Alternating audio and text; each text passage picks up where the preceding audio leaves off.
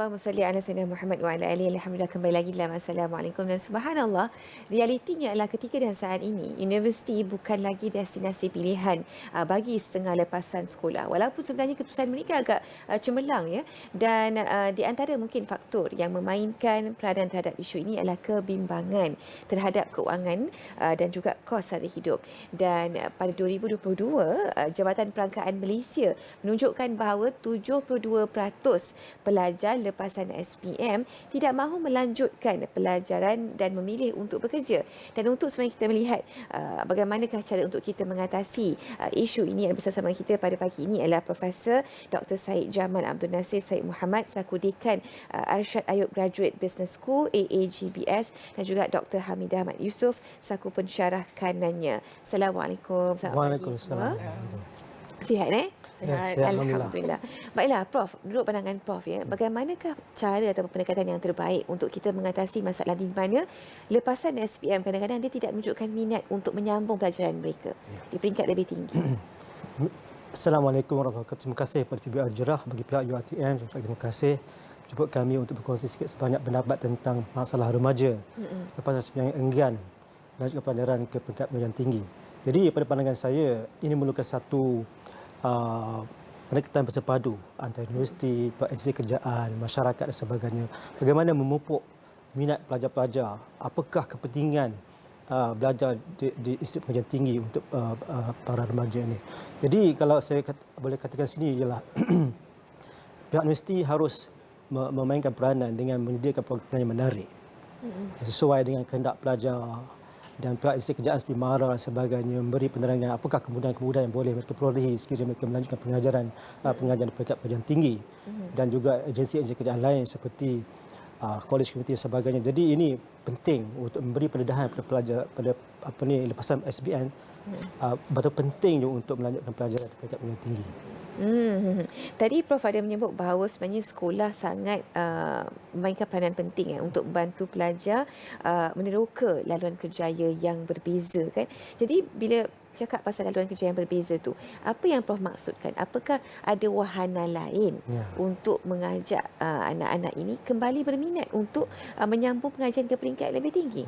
Secara konvensionalnya, bila pelajar-pelajar melanjutkan pendidikan tinggi, mereka beranggapan bahawa setelah tamat program di peringkat pendidikan tinggi mereka bekerja di sektor awam, di sektor swasta dan sebagainya. Tapi sebenarnya walaupun mereka bekerja di sektor awam, sektor swasta, mereka masih boleh melibatkan diri dalam sosial media sebagai influencer dan sebagainya, sebagai content creator. Banyak contoh-contoh usahawan-usahawan ataupun mereka berjaya dalam bidang ini, sepertinya Khairul Amin, sebagainya, Sofian.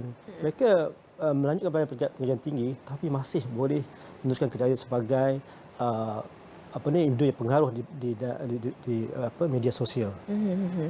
Baik, dan kita nak berbalik juga pula kepada persoalan awal itu. Apakah sebenarnya pendekatan terbaik, the best approach sebenarnya kan dalam menangani lepasan pelajar sekolah ni yang tak nak melanjutkan pelajaran ke peringkat pengajian tertinggi. Jadi pada pandangan Prof lah kan, macam mana cara universiti pula nak attract student ini untuk mereka sign in dan belajar di universiti?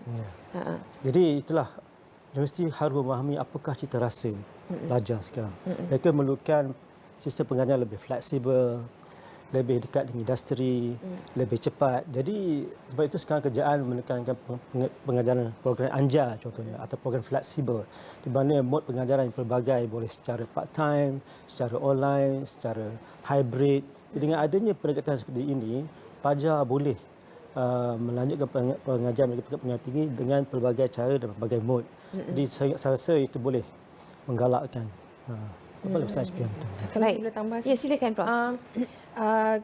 Dan dia memerlukan pelibatan menyeluruh, terutamanya kita start daripada sekolah. Daripada sekolah kita wujudkan kaunseling kerjaya secara menyeluruh yang meliputi ibu bapa, supaya mereka ni sama-sama terlibat dalam membuat keputusan untuk hala tuju anak mereka, apakah requirement yang anak-anak ini boleh penuhi untuk memasuki pusat pengajian tinggi, sama ada universiti awam atau swasta atau college community, dan requirement yang bagaimana daripada result SPM diorang, mereka untuk mereka memenuhi permohonan sokongan keuangan daripada kerajaan.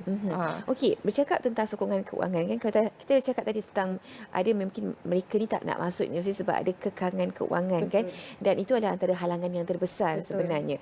Dan macam manakah kita boleh atasi sebenarnya kekangan yang seperti ini? Okey, disebabkan pandemik ini juga menjadi salah satu masalah untuk keuangan kan kepada ibu bapa, kepada kerajaan juga. Cuma kami berharap disarankan kepada kerajaan sentiasa memantau yuran IPTA atau IPTS ni supaya dalam keadaan berkemampuan, dan juga ibu bapa diminta sedari awal membuat simpanan untuk anak-anak, tetapi yang lebih penting sokongan keuangan daripada badan-badan kerajaan dan juga syarikat multinasional atau konglomerat.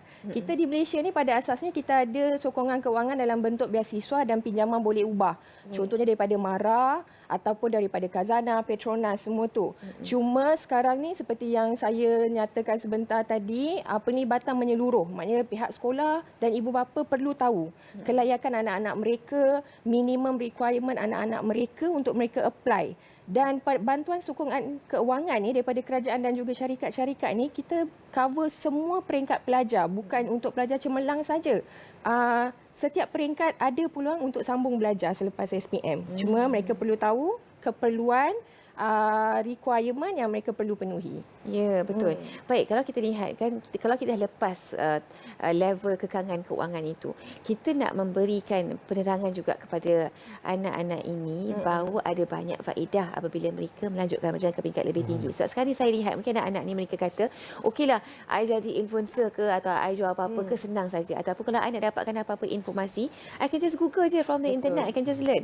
Tapi macam mana kita nak bagi tahu dekat pelajar ini bahawa sebenarnya belajar secara formal juga memperoleh lebih banyak manfaat berbanding secara informal juga.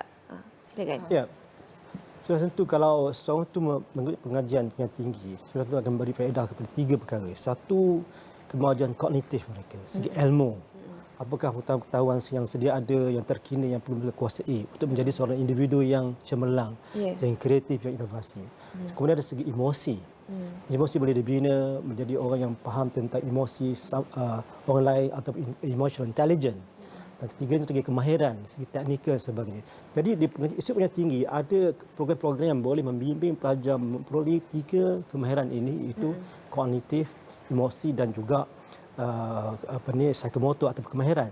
Sampai itu boleh menambahkan pengkhususan pelajar, meningkatkan pengkhususan pelajar. Di mana banyak bidang-bidang pekerjaan memerlukan pengkhususan tinggi, contohnya software engineering, computer science, accounting.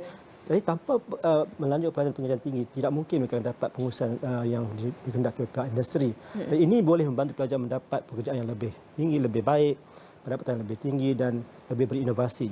Betul. Dan saya juga rasa lebih penting juga untuk mereka ni faham bahawa bila mereka belajar ke peringkat lebih tinggi seperti ini, mereka akan lebih faham tentang disiplin ilmu.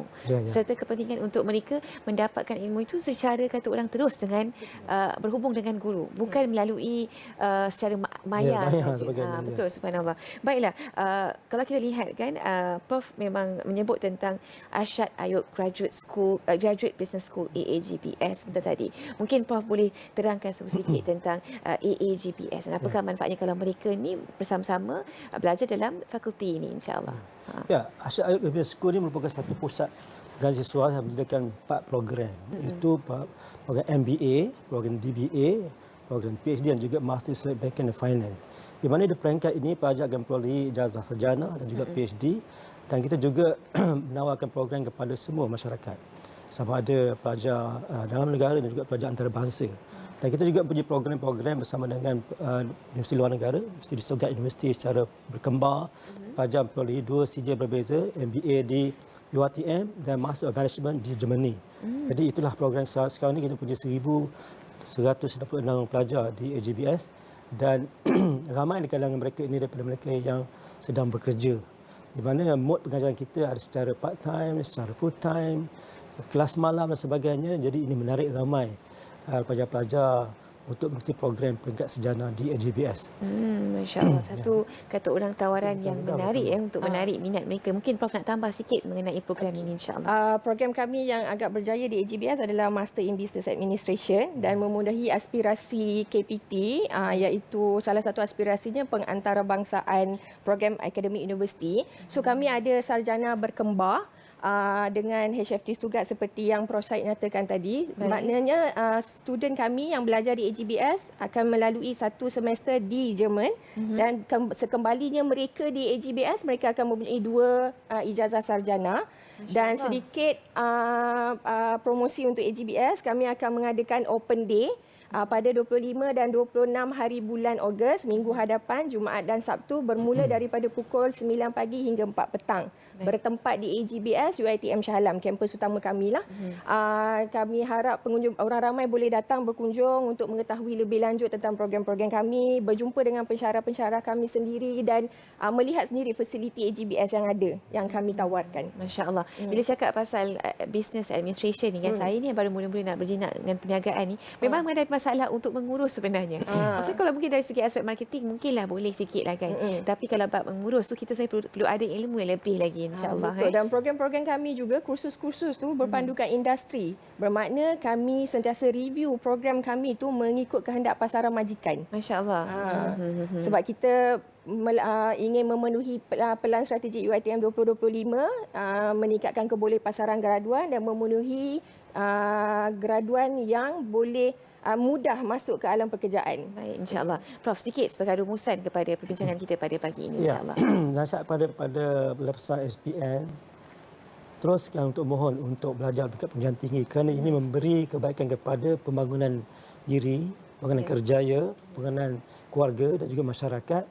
Dan AGBS merupakan satu platform yang boleh diperoleh oleh pelajar untuk melanjutkan pelajaran peringkat ijazah sarjana. Ya, baik. Terima kasih insya-Allah. Terima kasih banyak-banyak kepada Profesor Dr. Syed Jamal Abdul Nasir Syed Muhammad selaku Dekan AAGBS dan juga Profesor Dr. Hamidah Mat Yusof di atas perkongsian dan juga penerangan sebentar tadi. Kita nak berhenti lihat seketika insya-Allah. Kembali lagi selepas ini dalam Assalamualaikum. Jangan ke mana-mana.